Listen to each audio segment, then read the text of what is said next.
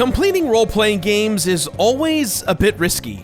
Many are rather light on content and are constructed in ways that alleviate the completion process, while others are intimidatingly dense, requiring hundreds of hours of commitment. What's worse, the more content an RPG has, the more decisions one has to make about what counts as completion criteria and what can be ignored. And sometimes that selection process can be even more grueling than completing the game itself. Hey everyone, and welcome back to a very special episode of The Completionist, where we don't just beat the games, we complete them, even ones that take hundreds and hundreds of hours of our time.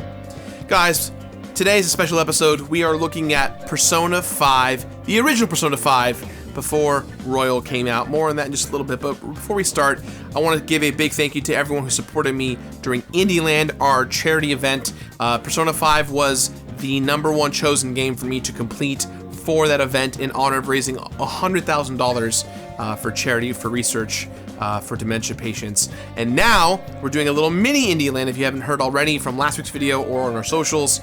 Tomorrow from noon until probably 10 p.m., 11 p.m., I'm going to be doing a little mini IndieLand charity event over at twitch.tv/thecompletionist to raise money for direct relief, which is to benefit those hardworking health workers out there right now during all of this chaos that we are currently in. So join me on this insane journey of playing indie games. We're going to be playing games you know, games you love, with the devs who made them. It's going to be an awesome time. I will see you there. Now, Persona 5 is a colossal game, one that's been haunting me for years and years and years. And it begs the question, did I complete it? Well, this is my story of what I did. Let's begin.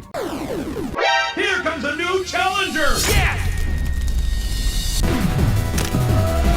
Danger!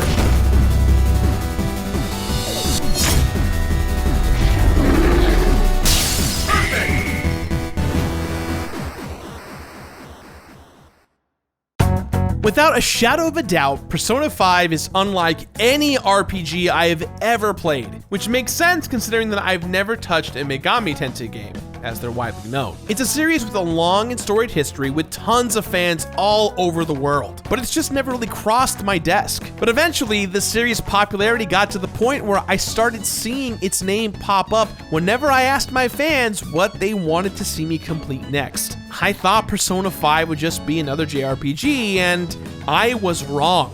It's stylish and slick, but more than just that. The confidant system is also the most elegant marriage of character development and gameplay mechanics I've ever seen. Persona 5 brilliantly combines its seemingly separate genres into an amazingly cohesive whole that goes down smooth. It's one part turn-based battle, one part social simulator, and all parts impressive. From the opening seconds, I was on board. Player character Joker is escaping some kind of casino with the help of the voices of his codenamed friends in his ear. But instead of escaping, the player character is captured, locked into an interrogation room, and absolutely tooled up by a bunch of very scary adults. I was thrown right into a world of intrigue and style, and I liked it. But after the initial explosive action, I was sent back into what I learned was the main action of the game, living the day-to-day life of a disgraced delinquent high school student, and all the little victories and defeats that entails. Learning how fitting in at a new school connects to the drama of that opening heist makes up the bulk of the game's story, and the way that all unfolds is half the fun.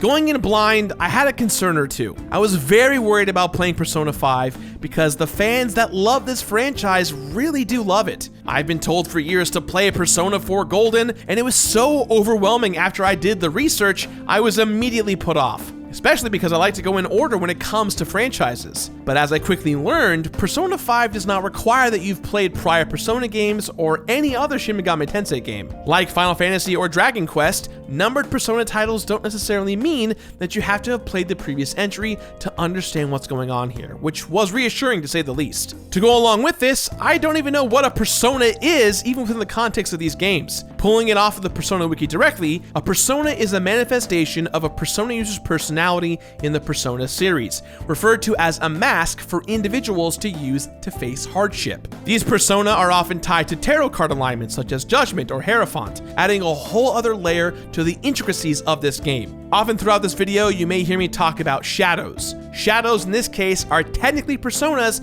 that you can encounter and join you in the battle. Now, some of you might be wondering why I chose to feature this game on the channel now when an updated, definitive, brand new version known as Persona 5 Royal has just hit shelves. Well, the answer is time, as in the time I already invested in completing the original version of this game. Now, I've been working on this game for years, since the game came out, and while it's been enjoyable, it's also been downright harrowing. I want to share that experience with you all today, so it'd be a shame to abandon all that time and hard work I already put in here. As for the new version, who knows? Maybe one day we end up covering it. And that's not that far-fetched considering just how into this game I've already become. That's not just due to how much time I've spent with it. From the get-go, Persona 5 demonstrates why this series is so beloved. At first, I didn't see what the big deal was, but now I think I know why so many people, including myself, love Persona 5.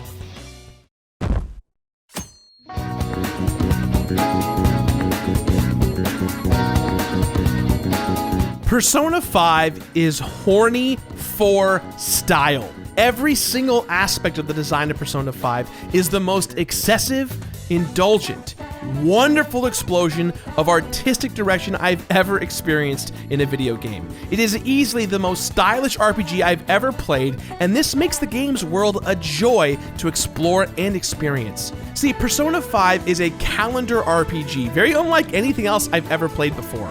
It's essentially a life simulator. After some initial tutorial stuff, I was given free reign to be a high schooler with a lot more in his mind than some history tests and school clubs. This game has two main parts. The life sim, where I went to school, made friends, worked part-time jobs and hobbies, and cleaned my room, and the other half being a dungeon crawler, where I smacked around monsters, almost all of which were personas that I could convince to join my team, in turn-based battles in the metaverse, hunting for treasure, and moving through increasingly long and complicated levels. But all the while, this game pulls it all off with incredible flair. For example, most games have slick intro cutscenes, but Persona 5's is a near-perfect encapsulation of this game's style. The trippy jazz music and the amazing animation were an insane glimpse of what was to come. Instead of a linear story out the gate, Persona 5's plot is actually told through flashbacks at first. The player character, codenamed Joker, is being interrogated, and everything going on is him telling the story of how he spent his days leading up to his capture. It's an awesome choice that I honestly kept forgetting about in my first playthrough. But whenever the game flashed forward to the present, I was reminded of just how high the stakes were at any given moment. And when the game finally caught up to itself, I was blown away just thinking about the possibilities of what was to come. By framing the story this way, the mysteries are kept mysterious, and the pace is wonderfully balanced. Most JRPGs live or die by ambient design decisions, such as background music. Persona 5 could easily have ended up on the ash heap of history if the soundtrack wasn't so freaking amazing. It's like J-pop mixed with jazz, and even after literal hundreds of hours, I'm still listening to it. And that's just in the day-to-day stuff. When the battle and boss themes kick in, things get even more intense.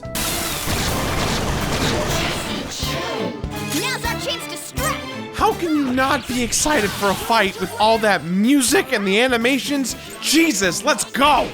The music in this game is some of the most memorable in any RPG, and you know I've played a lot of them. Persona 5 takes place in Tokyo, Japan, but Persona 5 doesn't just show a couple of cool locations like Shibuya Crossing just once. It let me fully explore and delve into the back streets of my little corner of the city. Everything bustles with activity, and it's all stylish as hell. Even the attic that Joker stays in is amazing. Like, I wish I could live in a studio apartment above a coffee and curry shop to do as I pleased. That's rad as hell.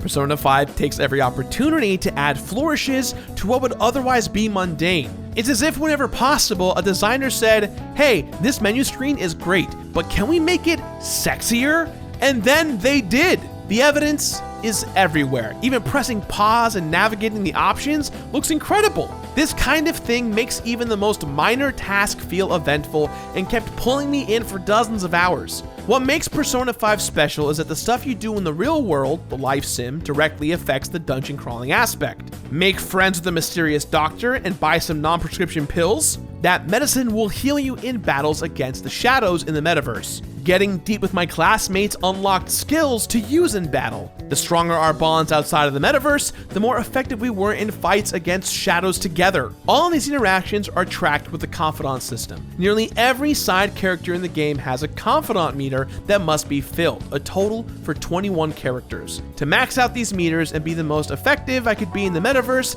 I had to learn every character's in-game schedule better than I did my own real-life one. Now this sounds like an exaggeration. It kinda isn't. This system is an incredibly effective way to get you to care about side quests and characters more because completing their storylines directly affects the dungeon crawling. Now, the most important thing to keep in mind while playing Persona 5 is that almost every interaction with another character in this game takes up in-game time. Time is the most important resource, and it is more precious than anything else in this game. This is the realest lesson I have maybe ever learned from a video game. Time relentlessly moves forward whenever you do almost anything. This means that multiple playthroughs of any Persona game are a guarantee for completionists who want to see everything. At any given moment, I risked being completely overwhelmed with information. Once Persona 5 gets rolling, it's like FOMO the game. But at every turn, I was confronted with a somewhat contradictory reminder.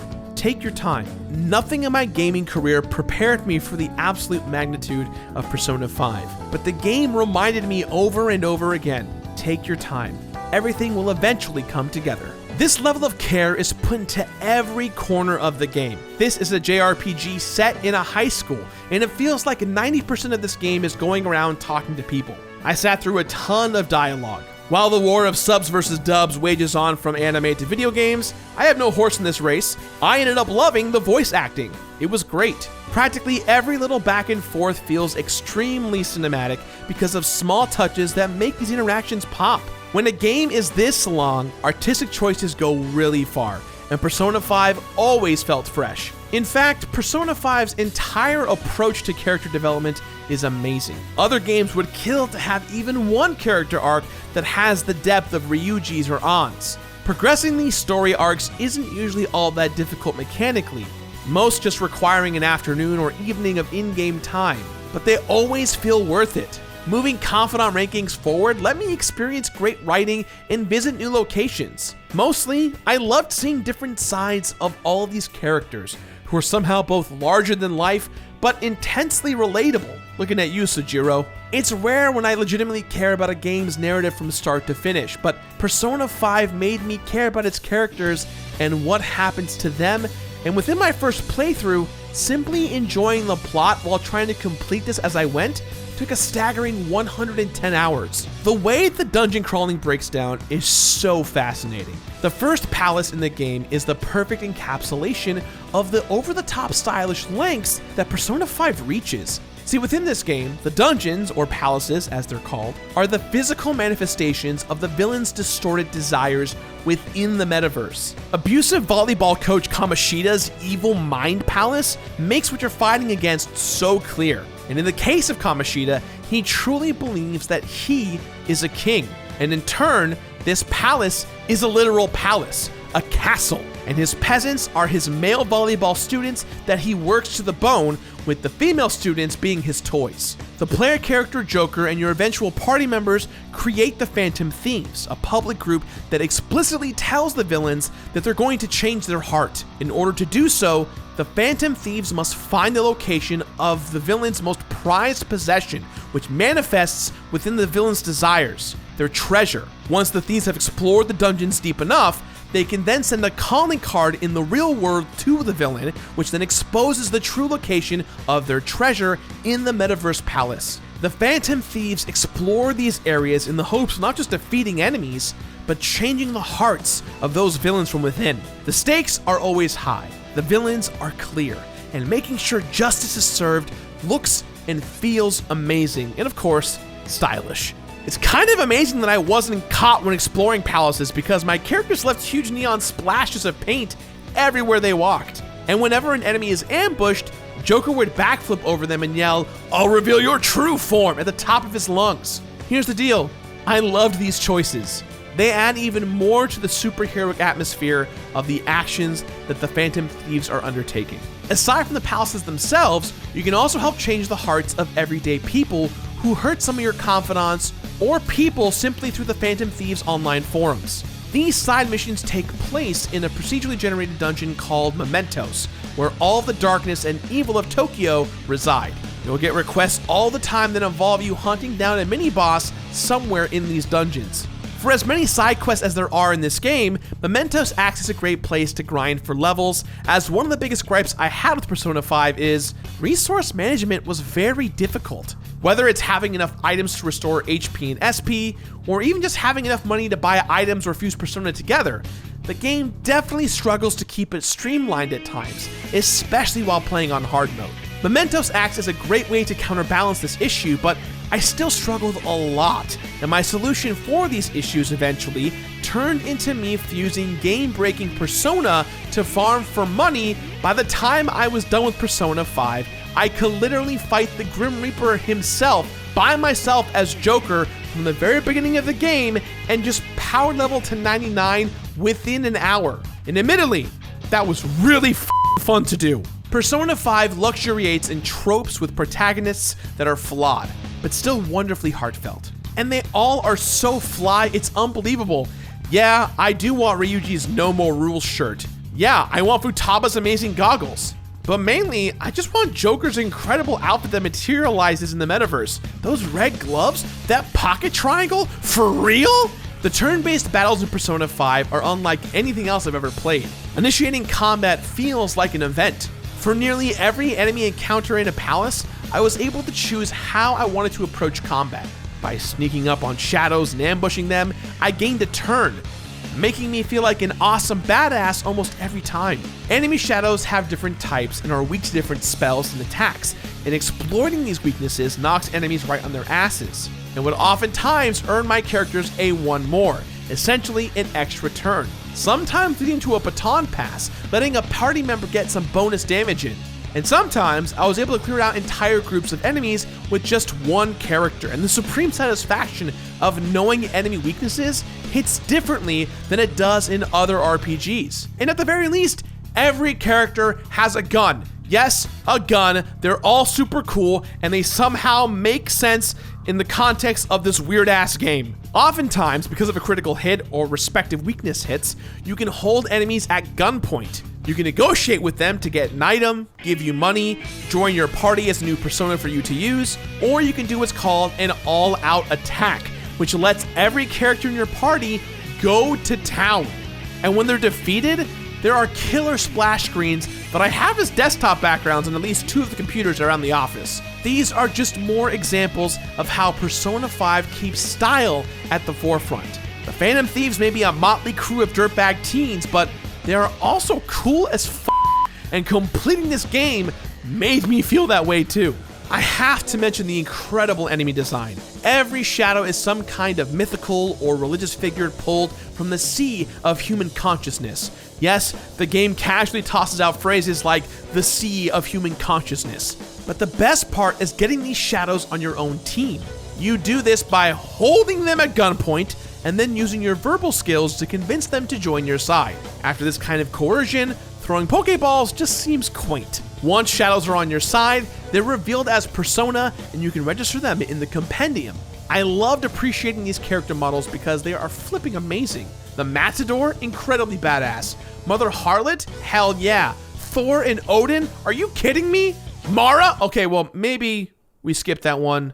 I don't want YouTube to take this video down because of a giant dick persona. The Velvet Room, where you deal with everything compendium related, is like if a Pokemon Center had weird, intense After Dark vibes. Instead of trading personas with other players or leaving them at a daycare, you sacrifice them on a guillotine or fry them in an electrical chair to improve their skills. I love this twisted yet innovative system where a hooked-nosed creep let his demon children yell at me, where I sacrificed angels for monsters, or the other way around. Feels awesome to get swept up in something so strange and intricate. It gives off Inception levels of intricacy, as Igor and the twins talk to you as if you're a prisoner of their world, constantly reminding you that you are an inmate of their environment. And while it's all connected to the metaverse, the story dives deep into how it's really all truly connected.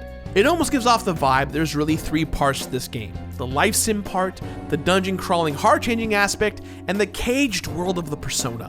Which, now that I think about it, it would take me all day to list every unique little thing that adds up to make Persona 5 incredible.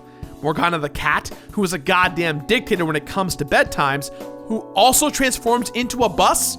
The way Joker rips his own face off when he first confronts his inner demons? The tiny flourishes of how characters adjust their gloves or coats when running around. Look, I don't mean to keep repeating myself, but damn, everything about Persona 5 bleeds style. Sometimes it doesn't make any sense to me, but holy shit, the style. This game put me in the shoes of a wayward kid, and so much of that experience is putting on a show of confidence. It deals with themes like entitlement, vigilante justice, and who gets to change the world. Persona 5 is confident in the extreme, and the consistently gorgeous art direction made me never want to stop playing. At least that's what I thought about until hour 253.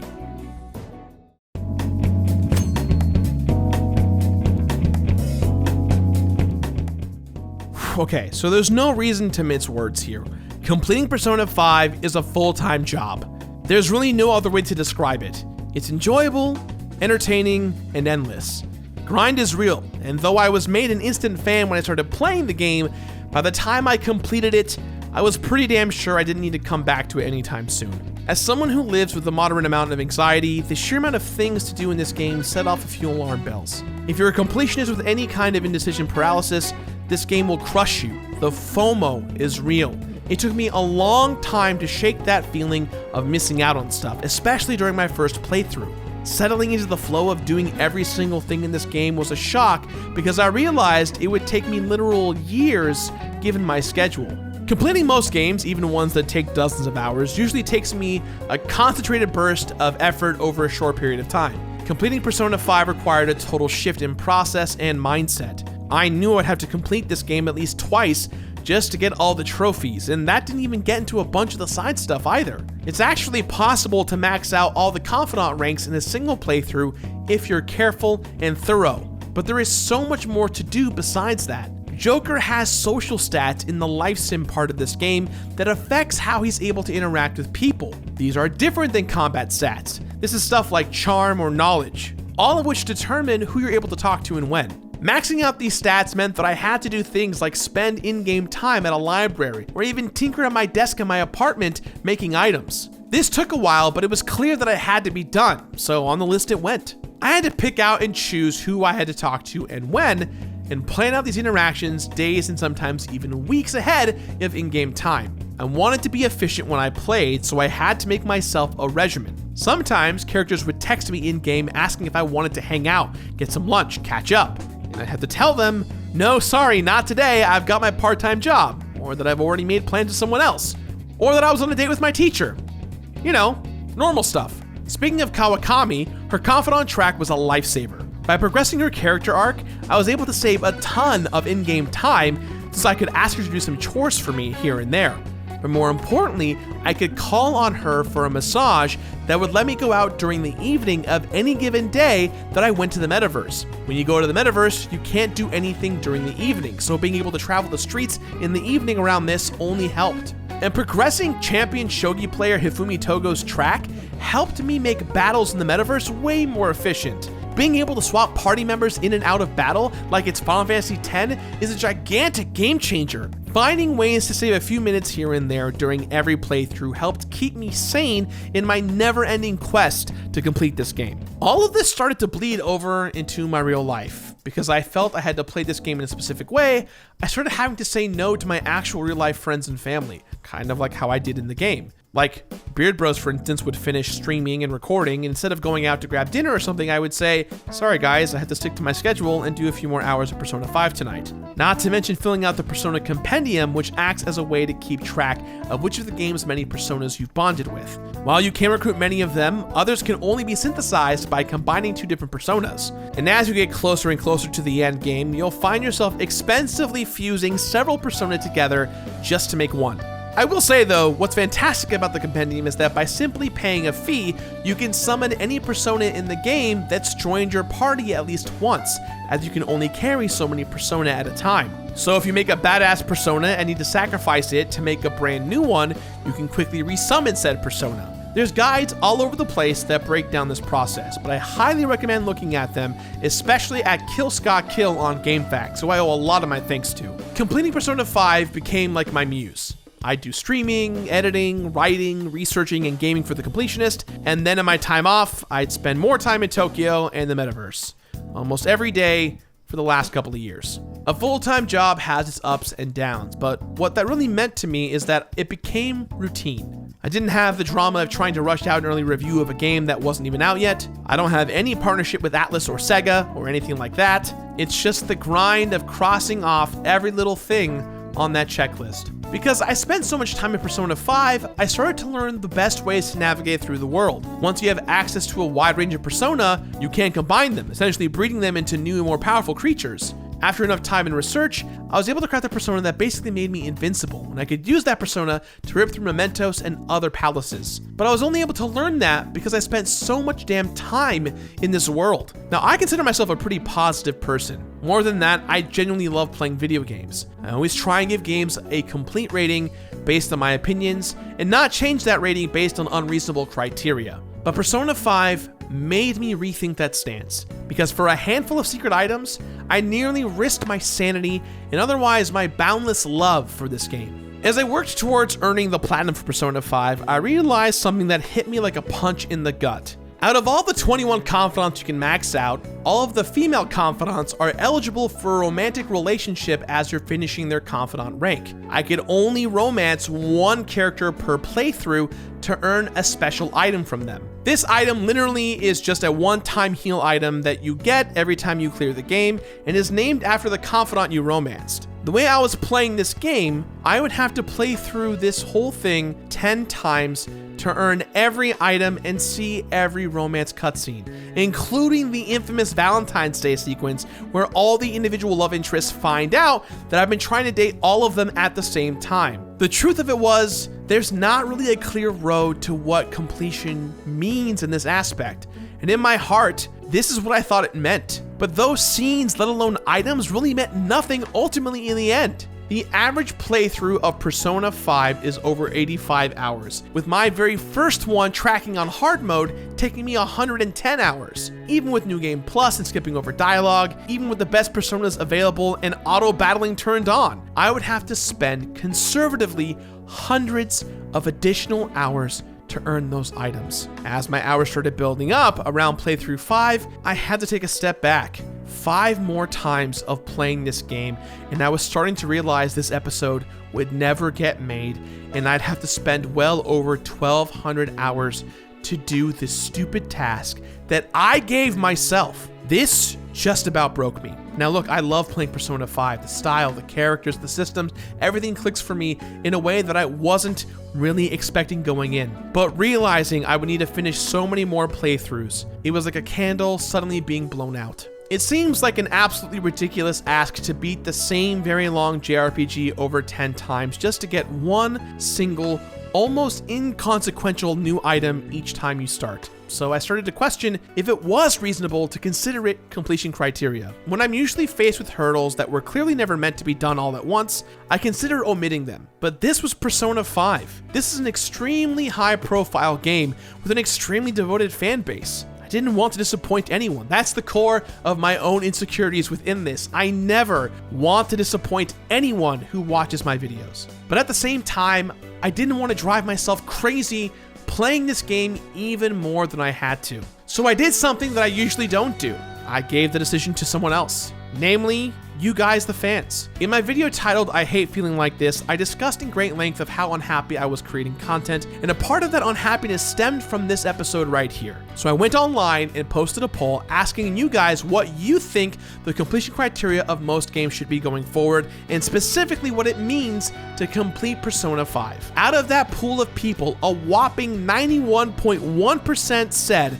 that getting the platinum in Persona 5 means the game is completed. What's even more interesting is that in the remaining 8.9% that told me true completion is getting all the romance items and beating the game 10 goddamn times, in almost every response I got, the user told me to take care of myself, offering extreme words of kindness, encouragement, and concern. What's fascinating in this is this. While I love reading all the kind words my community has left for me, these words are contradictory to the ask. It's impossible for me to take care of myself and do the task I set out before a video like this comes out, considering the amount of content we produce each month between Completionist, which is 8 videos, Super Beer Bros, which is 30, myself streaming on Twitch 4 to 5 times a week, running a company, doing appearances at conventions, selling merchandise. I think you guys get the point here where I'm coming from. It gave me a lot to think about, lots of pause, and this is the conclusion that I've landed on. So, after many months of deliberation and already 5 playthroughs worth of my time,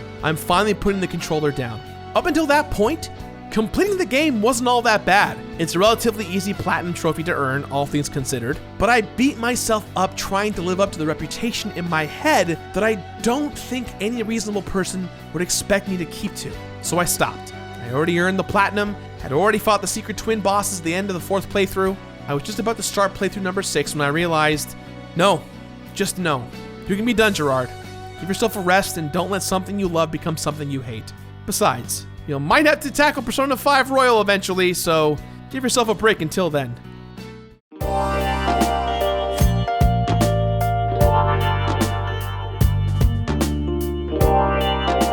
Most of the things you unlock in Persona 5 come gradually as you play, even the things that require multiple playthroughs to earn. As far as I know, there are no earth-shattering bonuses for committing your life to completing this game over and over and over again. But building a great Persona, getting to 99, and maxing out confidant rankings became a routine. And just like any job, there are days when I was more productive than other days. I came to appreciate the sound design and art direction more and more. Since my 5th playthrough, I was using the skip dialogue button all the way through. But in any job, there comes a time when it starts to ask too much of you. And learning to walk away and move on to something else is the most important thing you can do for your own sanity. When I finally completed Persona 5, there were 10 deaths, because sometimes the shadow just gotta drop on you, knocks out the whole party leader, and sends you back to the save room. 21 confidant rankings completely maxed out several times, reflecting the unity between the day-to-day world and the metaverse. 100 personas compendiumed, the best one being Centennial, and the worst is that horrifying penis chariot monster. It's just weird,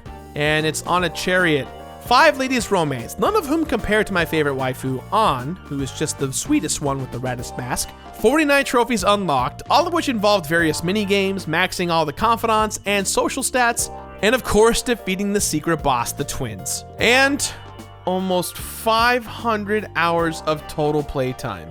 It felt like much longer than that. Now bring on Persona 5 Royal. Actually, on second thought, maybe not. Why don't you guys let me know? Let me know down in the comments below.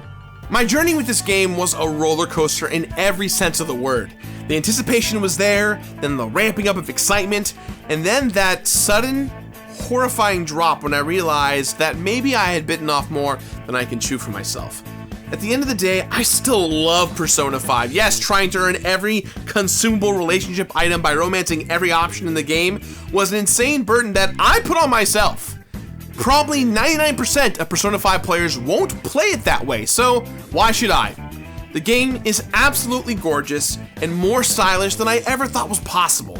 It's fulfilling to play. Now, the best way I can describe it is like watching an incredible 3-hour movie. I'm glad I saw it, but I don't feel the need to watch it again, or in this case, complete it again all the way through. So, with that in mind, guys, I give this game my completionist rating of finish it. Finish it!